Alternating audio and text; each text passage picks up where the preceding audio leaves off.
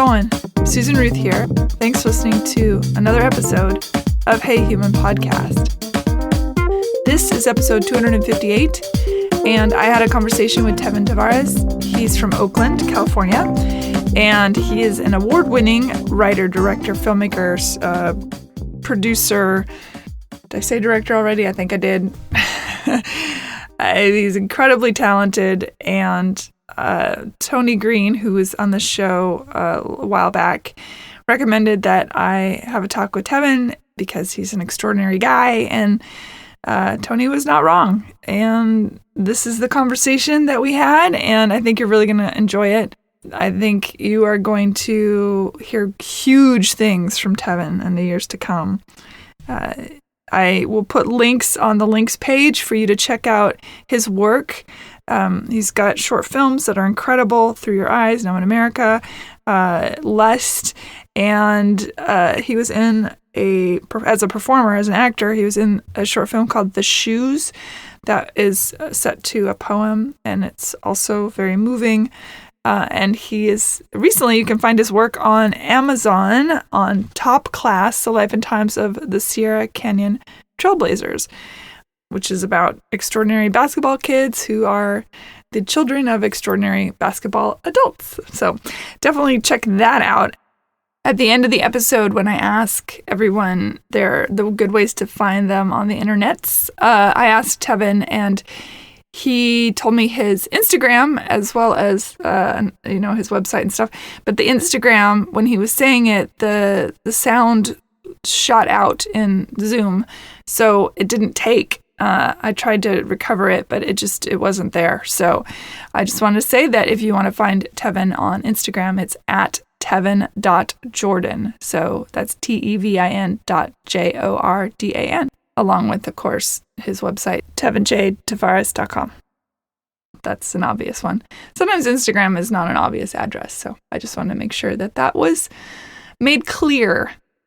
I'll put links to everything, as I always do, on the HeyHumanPodcast.com website. I really, really enjoyed this conversation. He's a good guy, and I'm always excited when good things are happening for good people. It makes me very happy. I want to read something. I got an email, lovely email, and I asked permission if I could share this. It's based on last week's Barbara Kaplan-Bennett's story about melanoma and how she lost her nose. And this person writes in, Barbara's story is very different from mine. Mine was not on my face. It was interesting hearing about her experience in prosthetics. Her attitude alone is inspiring. Boy, is that true. There have been many advancements in treatment to melanoma since her diagnosis, though not specifically in the desmomelo. I would want to add one thing to the melanoma conversation that is super important. Most folks do not fully understand or appreciate that not all melanoma is directly related to the sun. You can get melanoma without being a sun worshiper in places that are not exposed to the sun. I think people feel safe if they weren't suntanning all their life. But that's a false sense of security. You can get melanoma in places where the sun don't shine. I was never a sun worshiper and did not sunbathe as a child, though I was a swimmer, so perhaps that just little bit of exposure plus my DNA was enough to ultimately cause mine. Who knows? It's a rare breed of insidious melanoma that starts to grow under your skin. You often do not find it until it's erupted through the skin and sadly has already spread. Barbara having hers on her face was a particularly tricky problem with removing. What a nightmare. It was great to keep on her doctors and following her gut. It undoubtedly saved her life. My short story is that I got lucky on so many levels with discovery and the treatment for mine. Mine developed under scar tissue on my chest. I only noticed it because the seatbelt in my car started to bother me. I had a wonderful dermatologist who didn't hesitate to biopsy, and it turned out to be late stage 2 borderline desmoplastic melanoma that had begun to metastasize through ultimately, it was determined not outside the tumor. So anyway, she goes on to talk about what she did to deal with it. And she got in a trial for an immunotherapy vaccine as well, which was great. And she's now cancer-free.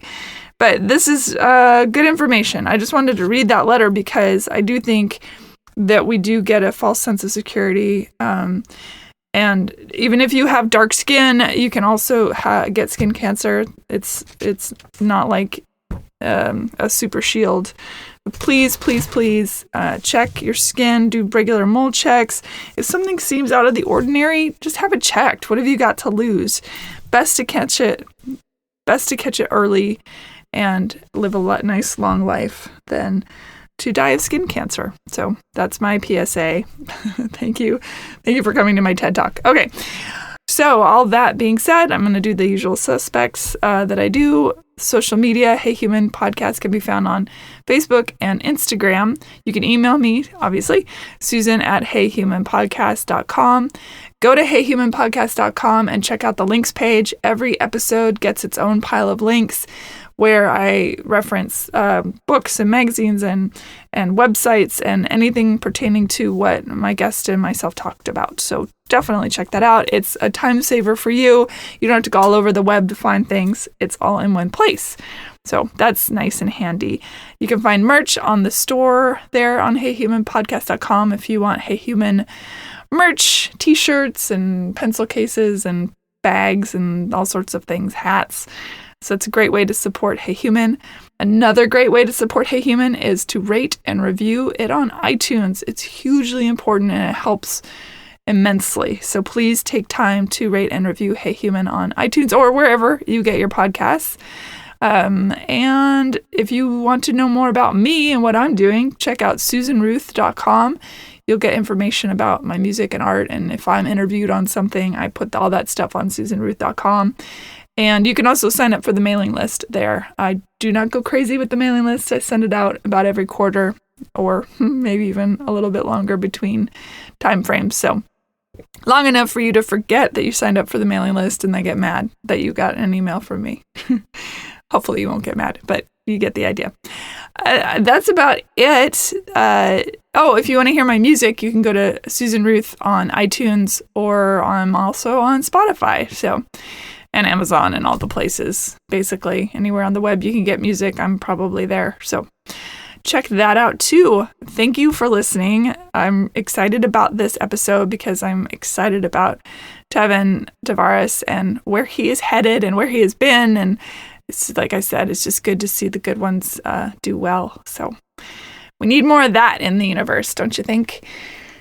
Thank you. Be well.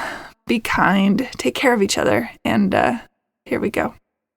Tevin Tavares, welcome to Hey Human. Thank you for being on the show. Thank you. It's really a pleasure, honestly. I learned about you through our mutual friend, Mr. Tony Green, and he raves about you. He a lot of respect and love there, and he said, you got to check this guy out. He's really great. And so I went and I actually all afternoon I read about you and watched your short films and all that. And I was like, man, this guy is cool. So what really struck, and I want to start with your beginnings and things, but I just have to say what really struck me, the human in your films.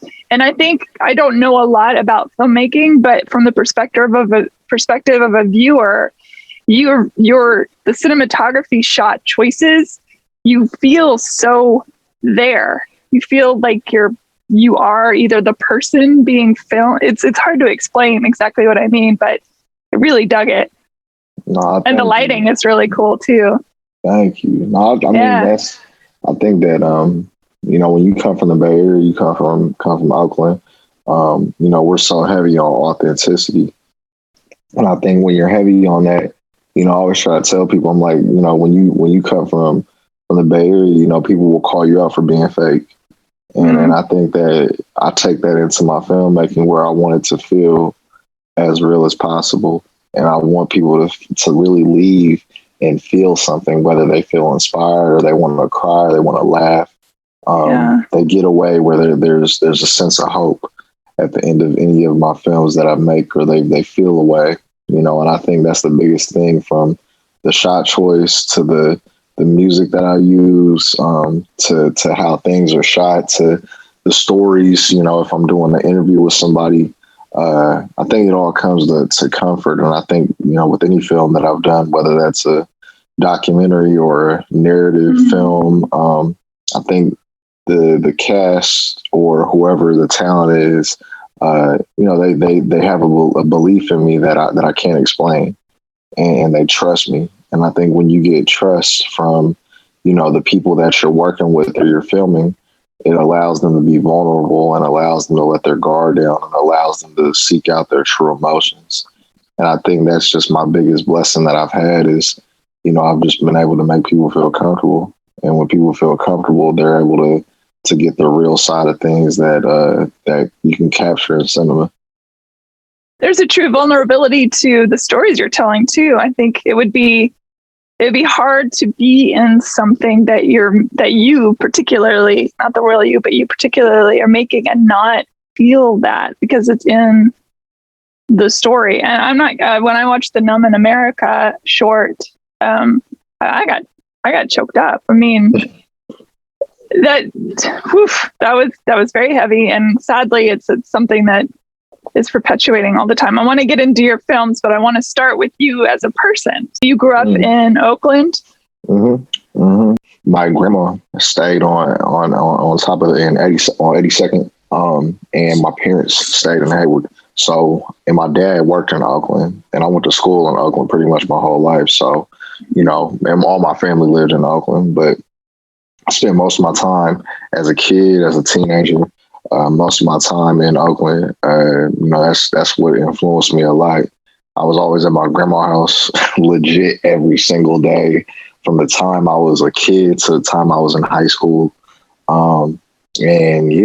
Grew up between Oakland and Hayward. And that was my stomping grounds in the Bay, pretty much all over the Bay. Was it a creative childhood? Or I think for filmmakers, I feel like they see the world so differently. Everything to them comes in a different light and picture than for the rest of us. Were you like that as a kid? I played a lot of sports. So I think that, me playing a lot of sports, that grew my sense of storytelling where it was like, I was creative where I love to draw and I love to color and I love to build stuff with Legos and all that. But I think like I played sports since I was younger. And when you play sports, you go through so many emotions as a kid, as an adult, as a teenager, because you have to fight and you have to go through so much perseverance. You have to train, you have to get up early, you have to go through so many battles in your heads.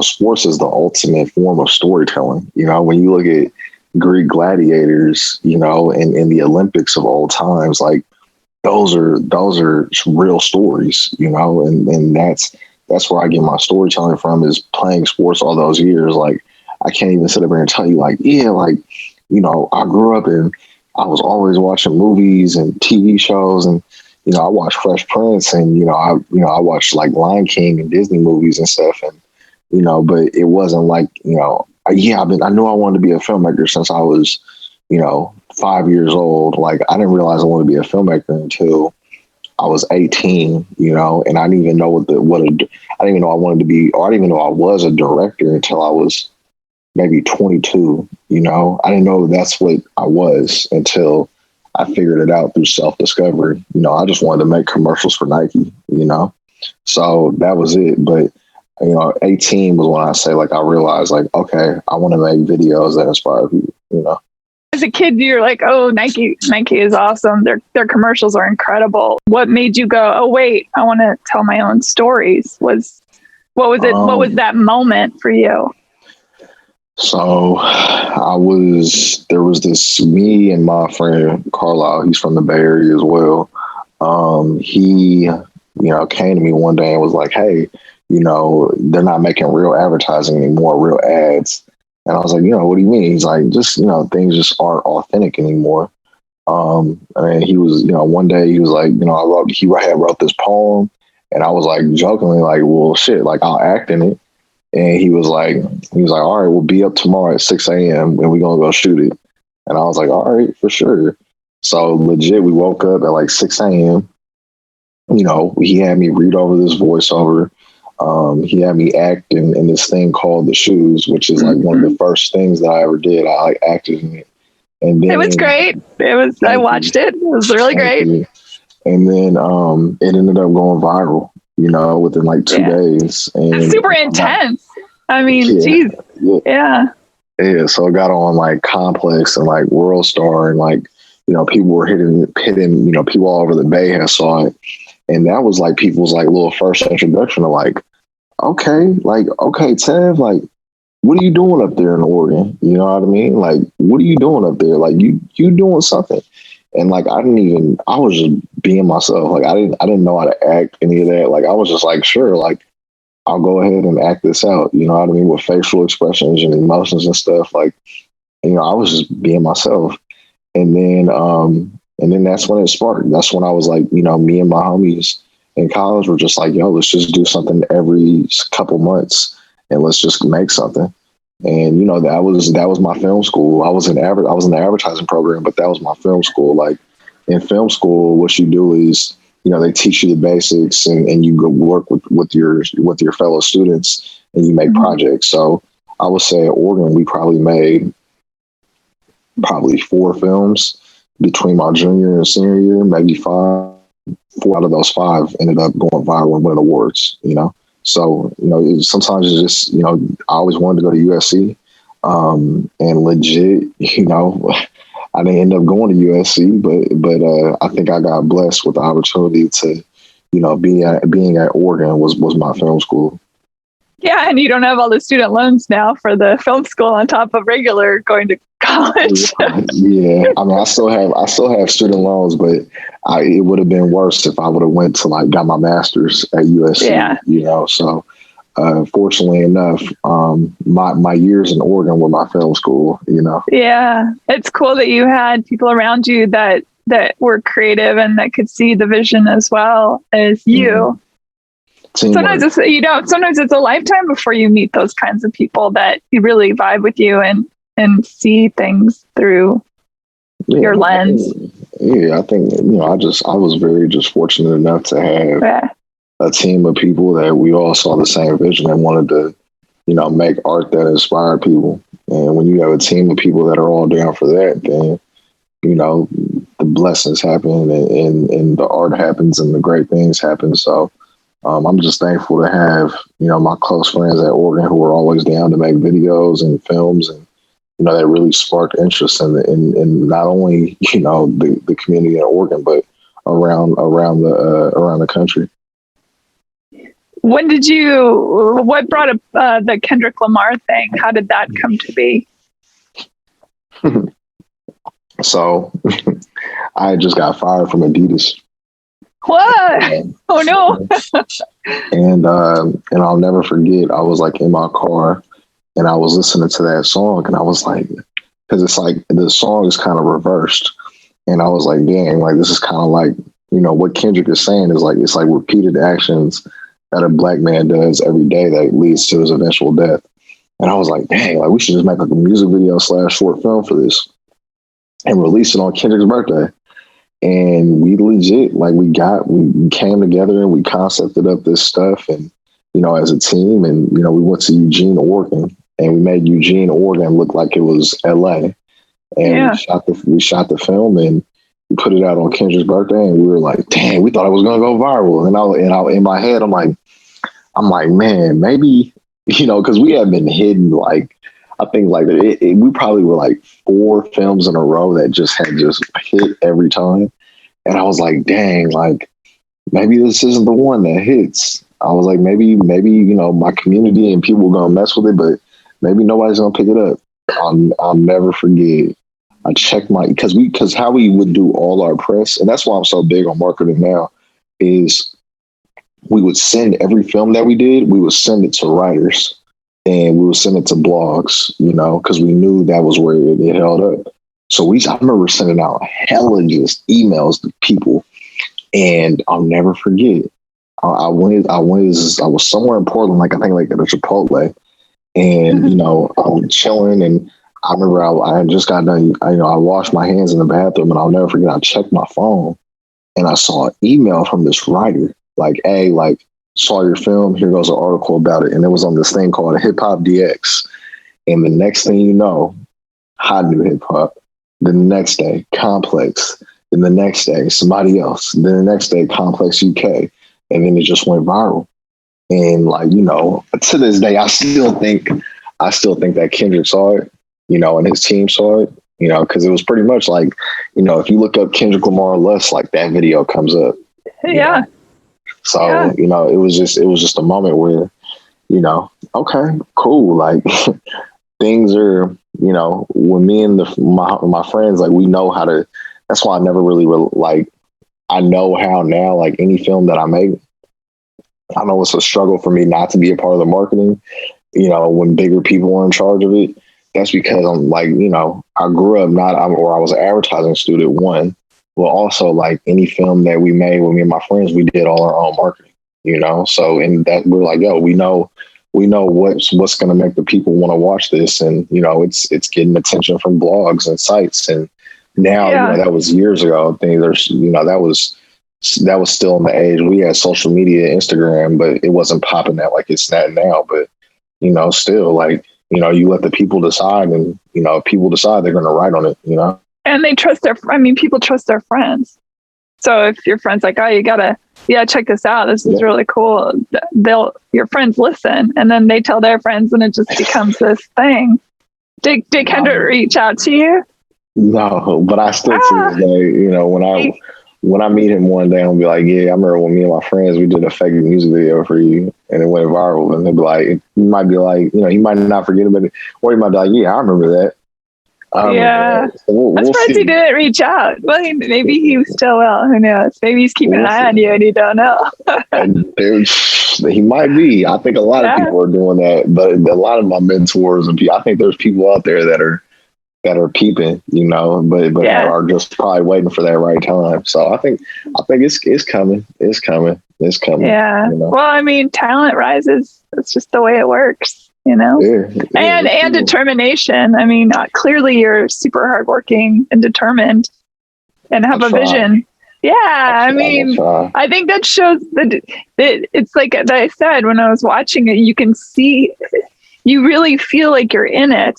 And for a filmmaker to be able to do that, there's a disconnect. Sometimes it happens, when you're watching something that is mediocre, where you realize, oh, I'm watching a thing that's separate from me. And then with some of the great filmmakers, when you're watching it, it is you. You are the character. You feel like, I'm getting the shivers just saying that right now. It's like you feel that connection. That's what sets it apart. Yeah, I think. That's real. No, that's real. I wouldn't even say like, I just think that, and like I said, I didn't go to film school, so I didn't get hip to like, foreign films, or, people would look at me all the time like, man, did you watch this, and this by David Fincher? And I'm like, nah, I haven't, man. Sorry. So I think. But don't you feel like that allows you to have your own voice? You're not being, it's almost like that thing of, you haven't been spoiled by everyone else's idea.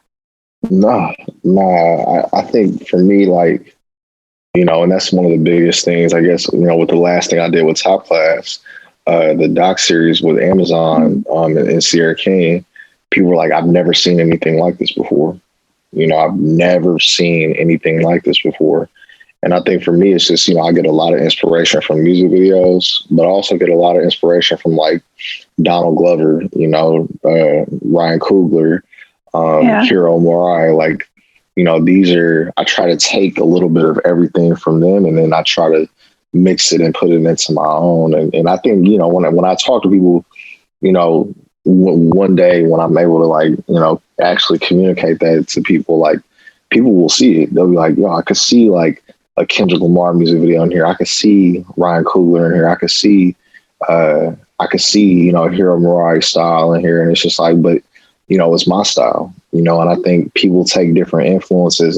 And I think that's the beauty, is like in any film that I make, I always pull from those type of references, and I put them and make them my own. And people are like, dang, I could see the simplicity of a Hiro Murai. I could see the quirkiness of a Donald Glover. I could see the intenseness of a Ryan Coogler. I could see the intenseness but simpleness of a Kendrick Lamar. Like I could see the reference from Star Wars. It's like, yo, like I grew up watching. My dad my favorite movies are Star Wars, Back to the Future, and The Dark Knight. And obviously like Boys in the Hood and stuff. Like, but you know, I take my favorite movie ever is The Dark Knight, you know, and I think that's a movie that is just so intense from the school. Is that Chris Nolan? Is that a Nolan one? Yeah. Yep. Yeah. Yep. But I mean, he's another one of those people where it's like definite style. Yeah, there's a style. And I think that people now are starting to like, you've probably seen it, you know, but people are starting to realize like, you know, you definitely do have a style, you know, like, and people can see it now. Like, and I'm like, I can't see, I guess like the older that I get, I start to realize that I could see it, you know, in the films, but it's oh it's yeah. crazy. I see your style. I mean, and I don't know what order they came out in, but it's clear that your body of work is by you, you know? And what's really interesting too, what was the first one? Number America was the first one that I really directed, and then we did a film for Kanye West called Dream Craig Conquer. That was like a little fake Adidas ad, and then Lust came. Okay. And after Lust, it was Through Your Eyes. And that was for my friend who has LCL, who has ALS, and my other friend Trey, who has cerebral palsy, two of the homies. And that ended up, you know, that was fortunately enough that got good response back. And that's a tearjerker. Yeah, for sure. Yeah. But no, I'm just thankful for people that I've been able to collaborate with, and you know, people that have been able to you know, just work together to create, you know, powerful art. And I think that's all I really ever want to do, you know. When you were doing the film In Your Eyes, did you consciously have an awareness? I think people who are dealing with disability or less able than, you know, able-bodied folks, that there's that tendency to want to be like, oh, look, this person is suffering through this thing, but that's not what's going on here. Did you have that conscious effort, or did it just come naturally that you're like, nope, I'm just telling the story of my friends and they're badass? That was intentional. You know, I think that, you know, when I talked to my friend LCL, he was like, you know, he's probably one of the strongest, dopest people I know. And he was like, yo, like, I want people to look at me like anybody else, you know. Mm-hmm. And we just so happened that my friend Trey, you know, he was just like, yo, like, he had that swagger, you know. And I think that's what we wanted to replicate in the film was legit. You know, we did not want to have it feel like a SAP story, like an ESPN or ABC thing where it's like, oh, look at this person and they're feeling bad. It's like, I knew, like, I was like, nah, I'm gonna throw some Kendrick Lamar in there. Nah, we gonna have him where he's like, there's a moment in there where he says that he has a message. He's like, for anybody who, you know, looks at me, he's like, nah, remember me for who I am. You know, he speaks, you know, to the camera like, even right now, it's making me tear up because that one I can't watch too often because that one really makes me cry, you know. So yeah. I think like just, you know, he had that swagger on camera that, you know, really, really came out. That was like, you know, he had those bites that really made you like, nah, don't look at me and feel bad for me.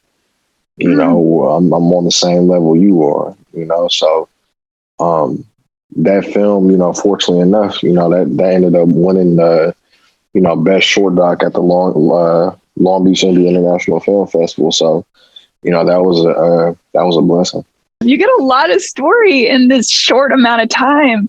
It's so wild. Like, you hit play and 2.5 minutes late, 3 minutes later on a couple of them, you're like, wait, I'm having all these feelings and it's barely been playing. Yeah. That's awesome. I mean, but that's really what I just want to do for every film that I make is I want to make people feel, you know. And I think, you know, I want you to feel a way after you watch it, you know, and you leave and, you know, I still to this day, I'm like, I can't wait for my first, you know, movie to come out where people leave the theater and they're like, damn, like I felt that, or I feel a way, and you're on your way home and you go to sleep at night and you're still feeling it. And the next day you're still feeling it. And I think that's always been my goal is just like, I want people. I can't wait for that moment because I know how that is when I leave a movie theater and like it goes dark and you get up and you're kind of just like dazed. Yeah, you're kind of just like, oh man, like my heart kind of hurts or I'm thinking about some stuff. And I think that's like always been my goal to anything that I make, you know. I'm definitely a crier at movies, but there have been a couple movies where I've had to go straight to the bathroom and just like snot and tears right down my face. I was like, oh my God. But that's what you want. That's what you want of your storytellers, right? Is that they're making you feel and think about things that maybe are put aside because it hurts, you know, or because it touches some vulnerable place in ourselves. Exactly.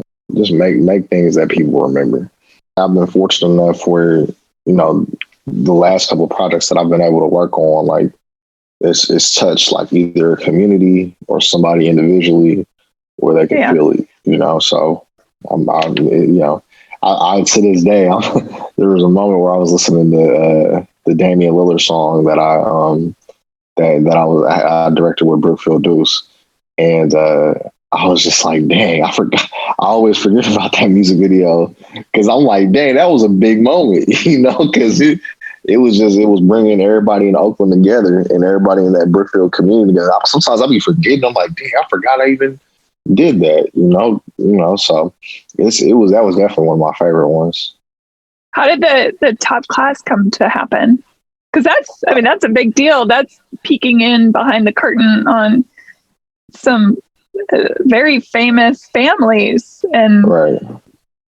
Yeah, I mean, top class was, you know, it was a matter of timing. I have been talking with Uninterrupted for probably about 4 or 5 months, and we were just looking for the right project to collaborate on. And you know, top class ended up being the one that, you know, they wanted me to direct. And now, you know, fortunately enough, you know, I got to know these kids, and you know, me and my team of people, of filmmakers like Craig, he was a producer, Milana, she was another, cinematographer. Doug, he was our sound guy. Oliver, he was one of our DPs, and Anthony, he was one of our DPs. And you know, we took the road with these kids for 3 to 4 months, you know, capturing this wild experience. And you know, a year later, you know, people got to discover what we did. You know, we got done shooting in March, you know, almost a year ago. So Top Class has been out what, you know, 2 or 3 weeks now. So I mean, it was a year ago where it came out, but nah, it was just it was the right time. It was the right time. As a filmmaker, it's such also on something like a documentary where you have to be invasive. How did you find that balance where you were trying to get these kids to open up or talk about what was going on, this crazy sort of mini superstardom happening around them? Trust. You know, they look at me and they're like, yo, he looks just like me. He wears his hat like me. He dresses like me. You know, he's like one of us, you know? So I think that's the thing is like, you know, that I've been fortunate enough to do where it's like, you know, like I said, we talked about in the beginning, like I've been lucky enough to where the people that I work with trust me and they feel comfortable around me. And that goes to, you know, the filmmakers that were on board too. Like we were traveling with them. We were at the hotels with them. We were eating dinner with them. You know, we were on the plane with them. And after they saw like, yo, like you guys are really with us 24/7. You guys are riding with us in these hostile environments. Maybe y'all ain't so bad after all, you know? And that's when you start to feel like that's when we're able to get those intimate moments with the camera. Cause then it's like, oh, you know, the camera's always here, you know? So now it's like, we can just be ourselves, you know? Yeah. Do you think you're always going to tell these nobody knows where the future goes, but tell these kinds of stories where they are very human? I mean, everything I've seen of yours, as I said before, it focuses on the human moments. Do you think that's just your vibe? Is that what you're drawn to? It doesn't matter. Yeah. I think that, like, you know, for me personally, you know, whether I'm writing a script or, you know, if I do a doc, like I always try to make my biggest thing, and I'll swear to this to the end of me is there's always why should you care about the character? Why should you care? And I think that's just the biggest thing that I hold myself on is just whether I'm writing a script or I'm doing a doc or, anything, it's like when I'm putting pen to pad, it's like, okay, like in my feature film, right? It's about a kid who it's his last summer in Oakland before he goes off to college. And he's a tech genius, but okay, he's a tech genius and he's from Oakland, but what's the biggest thing that's destroying Oakland right now? Is gentrification, it's Silicon Valley. So he has to make that decision where it's like the thing that's destroying my home is the thing that I love to do. And I think it's like you care for him because it's like all he wants to do is help out his community. But his community is like, what you do is evil. What you do is ruining us. What you do is pushing us out. It's making it hard to live here. And I think sometimes like with Control X, which is the name of my feature that me and Lance Holloway wrote, I didn't want to do a typical story of, hey, gentrification is happening. People are getting pushed out. Oh, I'm mad. I'm angry. I was like, well, how do we take a smarter approach to that where you put the rising conflict in the character? Like where they love what they do and that's their calling, but their community sees otherwise because that's what's pushing them out and making their lives more difficult, So I think that's just with anything, anything that I do, I want people to feel for that character and feel for them because they have a human truth, Do you think because you spend so much time behind the camera, it changes how you write your characters because you know what that feels like to be really on both sides because you've acted too? Yeah, I think you have to be. I think to be a writer, you have to be crazy, and I mean that. I mean that in like just the most like just the funniest way. But I mean, think about it. When you write, you have to have two characters talking to each other in your head. So you have to literally hear voices in your head. And I think that's the thing is, I want this conversation to talk about love and passion and this.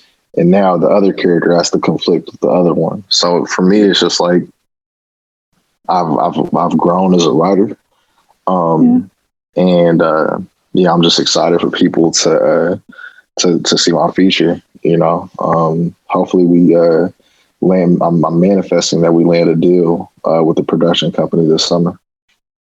How are you pitching it to one of the bigger, like the Netflixy type things, Amazon-y type things? No, yeah, I think it's for Control X. I think it's whatever production company wants to put up the money, and then hopefully we get it to theaters.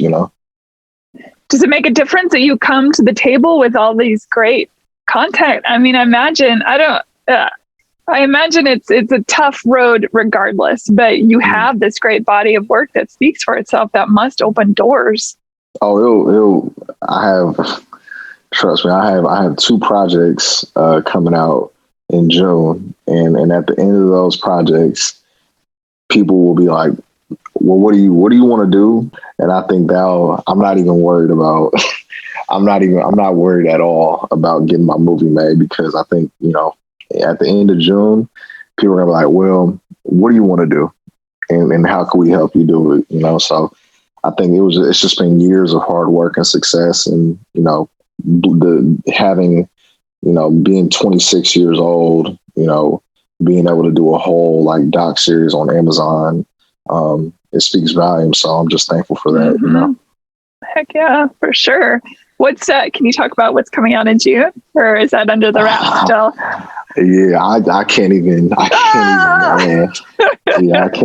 can't even talk about those. But yeah, just June. I think like I've told a lot of people, like I think June my life is going to change drastically. Like like there's moments where like people were like, "Oh, bro, like Top Class." Like, yeah, Top Class changed my life, but these next 2 films are going to be ones that are like, okay, like because they might come out back to back. Like legit one week after the other. And these are like 2 films with like 2 brands that are heavy, like globally, you know. So I think when these two films come out, you know, they might come out simultaneously, and like there's going to be press behind it. There's going to be panels. Like there might be a time in June where it's like, all right, cool, I got a panel today and I got a panel tomorrow, then I got a Zoom today and a Zoom tomorrow, and this article interview, you know, it's not even, it's let's just say this, like every year, all these years of hard work are going to pay off in June. That's what I'm going to say. God willing. I'll pray for that for you. God willing. Does it give you anxiety knowing that you're right on this precipice and the things to live up to and your heroes, all the people that you admire so greatly, and be walking first in their shoes and then hopefully surpassing because your shoes are bigger kind of thing, you know? Do you have any anxiety around that stuff? I do. And the reason why I say that is because I know it's there, you know. I know that, you know, there's a quote by Ryan Coogler. He says, when you're going into a film, you know that regardless or not, like, you know, your life isn't going to be different after it.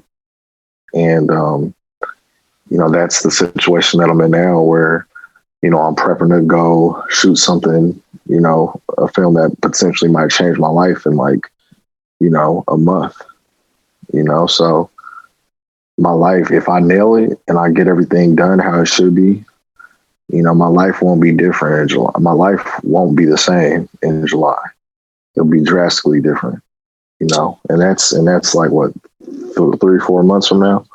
So, you know, I wake up every day and I do the same thing, like take care of any meetings I have to, work out, meditate, read, you know, it's business as usual. So, you know, I'm just like, I know when July comes, my life will be way different. So you do have a practice that keeps you grounded and self-care, and so going into it. Yeah. Oh yeah. Every morning I'll get up, fill up my bottle of water. I'll drink some tea. I'll burn some sage, Palo Santo. I'll journal. I have a little book called Manifest Now that I read. I work out. I see some of my friends, but it's the same thing every morning. Journal, green tea, sage, Palo Santo, a smoothie. I do the same thing every morning. Have you done that for a long time, or is that a practice you only developed over the last couple of years? No, I think honestly, I've been doing the journaling and the tea since college. College, just wake up and just write down my thoughts, and then fix some green tea and just sip on that. I've been doing this since college for a while now. So, you know, I think journaling is key because it allows you to get all your thoughts out. And the green tea is just essential in the morning, you know? Yeah, wakes you up. I think that the writing thing, so I do that in the morning. I wake up and I do the morning pages, you know, the 10 minutes of writing. And it becomes its own meditative practice. Because you're able to, all those loose thoughts that you have in your head, you're able to just like get them off, you know, and it's therapeutic because you feel like you finally, you know, you got something off your chest, you know, and off your mind.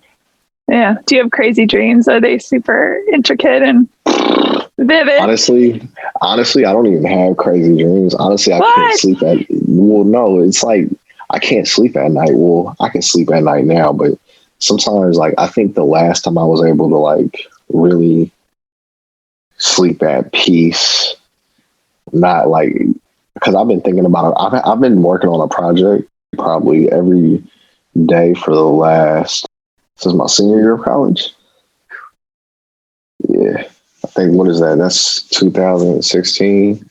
I've probably been working on a project every day since 2015. So are you a big stress ball then? No, I mean, I think it's just like, you know, I don't know. I think it's just like, I always feel like I have to be working on some project or some film, you know. Even when I was working at Adidas, you know, I was still trying to like come up with film ideas and stuff, you know. Even when I have like full-time jobs, I'm still trying to figure out certain stuff, you know? So, yeah, it's just, it's actually sad. It's not sad, but it's just like, even when Top Class came out, like I was able to celebrate that for like people were hitting me up like, man, bro, I hope you celebrate. What are you doing to celebrate? I'm like, dude, like I'm about to shoot something tomorrow. That's how I'm celebrating. Like I'm about to go work and go shoot something. I'm prepping for it. They're like, why are you prepping for something? Like you just came out with a doc. Why are you prepping? Like, why aren't you celebrating? I'm like, dude, I just don't know. And I think that's sometimes like maybe when the world opens back up, like I'm able to celebrate. But you know, maybe I'll celebrate in July. You know, I think for me, like June will be such a big month for me. I think in July I'll celebrate. I don't know if you already have it in you that you move the goalpost of success, that you don't get to be in that moment. I think that's just a type of personality that as soon as you reach that pinnacle, you look at the next mountaintop. Yeah, no, that's real. I mean, I think I might, you know, I think I know when everything will hit me. Everything will hit me when I'm able to go back to Oakland and show my movie at the Grand Lake Theater. Once I'm able to do that, everything will hit me then. Like I will literally bawl tears because I worked years for that moment. You know, like that's when it'll hit me. When I'm at Grand Lake and my loved ones, my family, my friends, people that I grew up with, and everybody sits down and watches my first ever movie, I'll shed tears. I'll bawl. I'll cry. Oh, yeah. And it'll be like everything that I kept in me because I was working for that moment, you know? And that's that one moment that I worked for. As I want to, and then after that, I'll go ahead and I'll do whatever blockbuster films, whatever TV shows. But let me just go back home because I already have the script written. It's like, let me go back home and premiere my first ever feature film in an Oakland movie theater.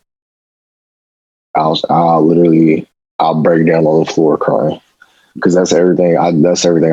Everything that I've done to this point is to lead to that moment. Yeah. I love that you have so many people in your life that lift you up.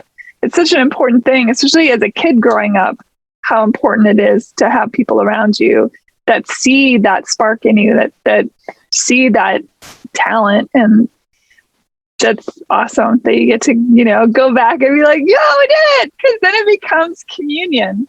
It's not just about your success. It's about I have a strong belief that we are, like, now that you and I have met, a part of you lives in me, and a part of me now lives in you. And so I think as we're moving up through our life, all the people that are really the good supporting, loving people, it's a piece of them to have that success. It's sort of like this big.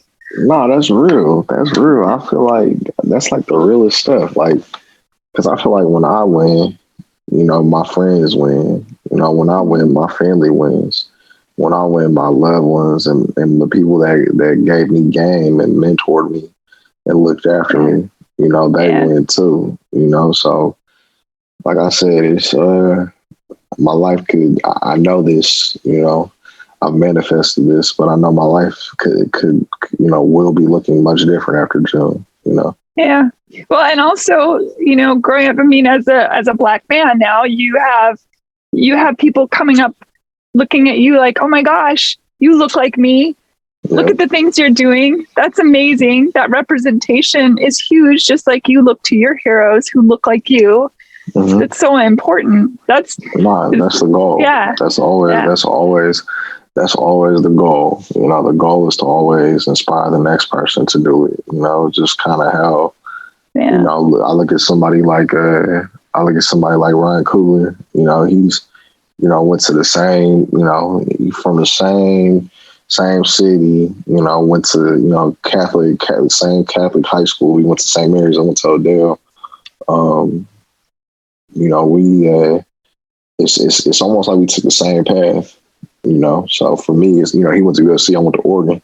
But for me, I'm like, yo, you know, I can do the same thing you can. Yeah. You know, and when you see that, it's just motivational, Yeah. Are you a duck or a beaver? I'm a duck. You're a duck. Nice. Yep. I grew up in the Pacific Northwest, so. Oh, for real? Where? Yeah, in Seattle. And so I went to school at Western. A bunch of my girlfriends were dating guys in Oregon, and so we would go to parties there and go down and like go to football games and stuff. You guys took that 3-hour drive? You do it for love. Jesus Christ. Hey, we would go. I remember when I was in college, we would go to I think I went to like 2 concerts in Seattle. No, hold on.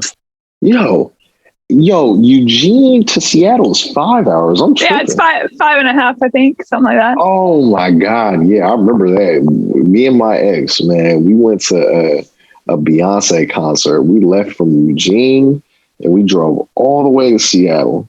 Yeah. All the way to Seattle and drove all the way back. And I was thinking, like, Eugene, Seattle's 3 hours from Portland. Yeah, so it's a haul. I love Eugene. Eugene is a cool town. It's a little hippie town. It is. Portland's cool too. That's actually funny. Like the distance from Eugene to Seattle is like from Oakland to LA.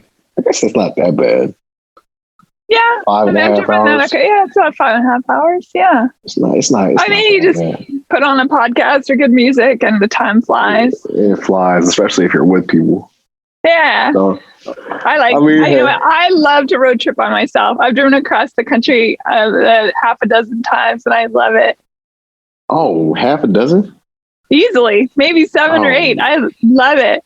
Oh man, I can't even do the trip from Oakland to LA so many times. I'm like, I'm used to it now, but I'm just like, if I don't have to do it, I will catch the flight. I have a strong bladder. Oh, well, I mean, that is the key. If you have your routes, if you know where, like the stops, I know where I stop at. I know if I want to. Yeah, like if I could get once I get past the Grapevine, I'm good. Yeah. And then I know there's one little midway point, and once I pass there, I'll take a little pit stop there, maybe get some food, or maybe just use the bathroom and stretch and get some gas, and then I'll head on home. I'm good. Yeah, the brain goes, there it is. No, we're home free. Yep. Yeah. Now we're home free. Now it's the home stretch. Yeah. So, I mean, that's for me. Like, I'm like, all right, cool. Like, we're good. We're home, And then once I started getting like Tracy, and I know once I start seeing the little windmills and stuff, I'm like, all right, I'm back in the Bay Area. Start getting in the Pleasanton. But I took that drive. Because if you think about it, in the fall, I was going back and forth to the Bay. I was working on a project, and I was just like, yo, I couldn't catch a flight because, Corona was super bad at the time. Yeah. And in the fall, especially traveling for the holidays. So I was like, yo, I think there was one week where I drove up to the Bay, came back to LA for like 2 or 3 days. And then it was like Christmas and I had to drive right back up. It was crazy. I never wanted, the second time my cousin came with me and we stayed, and he drove half and I drove half and it was perfect, Yeah. Yeah.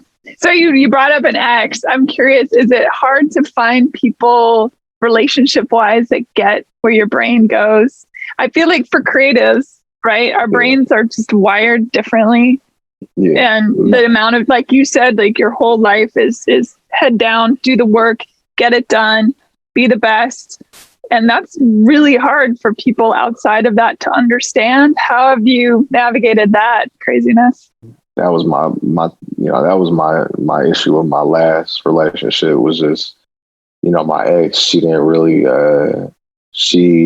get it, like you do have to be crazy, like you have to, cause certain times, like your mind is on so many different things and you're thinking about how can I make my next project the best and how can I make it better and all that stuff. Like, but when you in the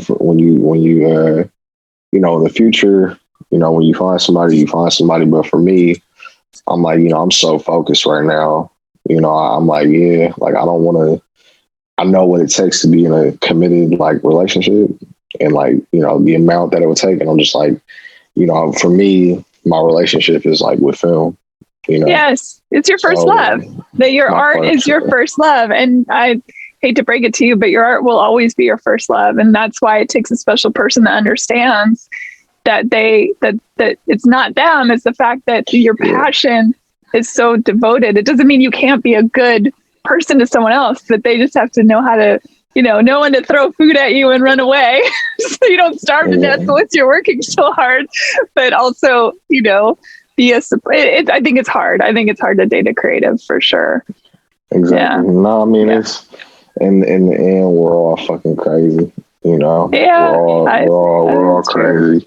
But I mean, hey, I'm a strong believer in the universe. Whatever the universe comes. But I know for myself right now, I'm like, yeah, let me handle a couple of things before I get into that. Yeah. I listened to another interview that you did that you were talking about the universe. And I was like, oh, that's good. And then you were talking about faith. And I see those two things as deeply, intricately woven together. And I know a lot of people separate sort of their concept of the universe and their concept of God and faith and all that stuff. How has that helped keep you centered and provide a safe space? At the end of the day, to me, like, people always ask, like, man, do you think you failed? And I'm like, no, I haven't failed. Because like every single doubt that I've had or thing that I've went through,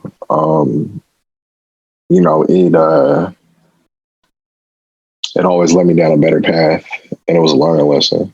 So, I mean, to me, like, the universe and God, like, they've never steered me wrong. And I think that's so many times I have to believe that, because there's times where I'm like, stressed out, but I'm like, everything always comes up good in the end, as far as I'm concerned. I've always, all my life, I've always had moments where it always made sense in the end. So that's where the universe comes in handy. I've been real big in the manifestation of the universe lately. So those are all things that I believe if you manifest it and speak it into existence, like, I'll never forget. I wanted to go to Oregon so bad one year, like so bad. And I was manifesting. I didn't even know what manifest was, but I was doing it. And I would see ducks. I would see O's on cars.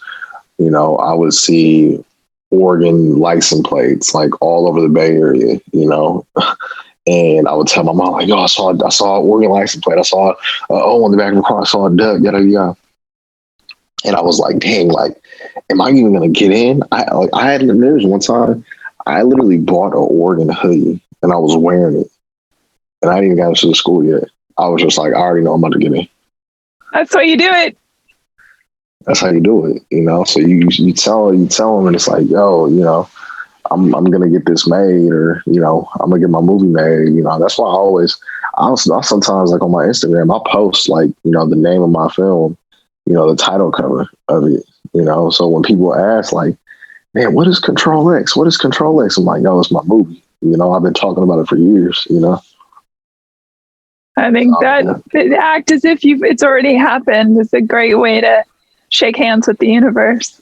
Exactly. And me and the universe have been, we've been best friends so far. So I always trust the universe, Yeah, I love that. And I love that you meditate. I think that's just since you are somebody who's going to pretty soon probably be known by a whole lot more people, but you're already well known, that to hear that is part of your practice. I think that's good for people to hear, because our brains are constantly like, we're just barraged with information all the time.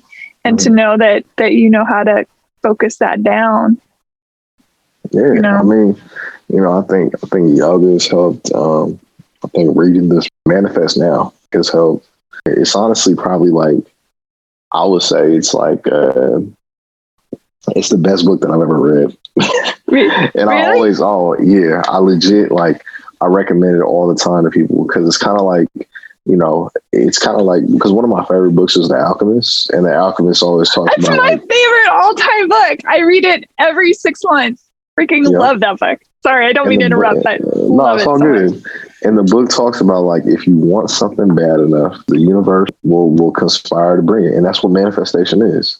Yeah. So that's why I'm like, that's why this Manifest book is pretty much like The Alchemist, but like it goes deeper into certain things, certain practices that you can take, you know, that putting things into the universe. Like in The Alchemist, it's like the universe will work together to make it happen, you know? Yeah.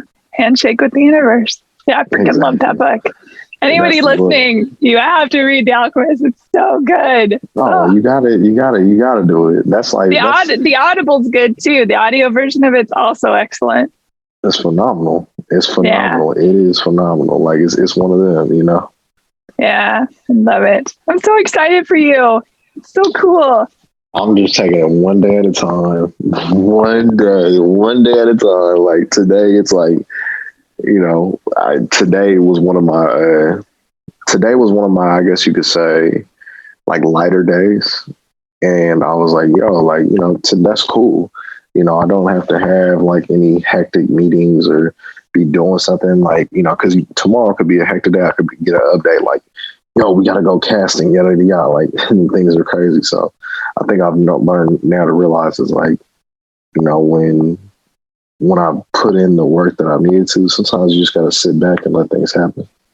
Yeah, it also helps to have days where you don't have to do anything because you have to replenish the stores. You know? Absolutely. Yeah. You have to just recover, you know? It took me a long time to realize that. I used to beat myself up so bad about having time off or chilling out. Or just, yeah.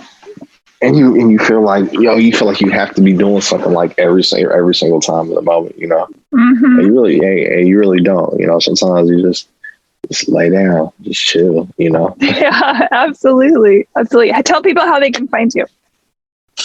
So you can find me on my website. It's Tevin J Tavares, TEVIN JTAVARES. I'll put links for everything too on heyhumanpodcast.com. So, hey, I appreciate it. Yeah, Tevin, you're awesome. I'm so excited for you. I'm gonna put links to all your stuff to all your short films and things so people can find it easily. They don't have to do any of the work. They just go one place and see it all. Well, they could probably do that on your website too, but definitely everything is up to date on there. Yeah, it's awesome. Thank you so much for being on the show. I really appreciate it. I appreciate you, Susan. Like, definitely, you know, and like I said, you know, you heard it first on your podcast. You know, it's gonna be great. It, you know? I mean, I can tell. There's some people you just know, and I can tell you're gonna be huge, and I'm excited. It's so great. Thank you for listening, everybody, and take care of each other. Bye. Bye. Rate and review Hey Human on iTunes or wherever you get your podcasts. Thanks. Bye.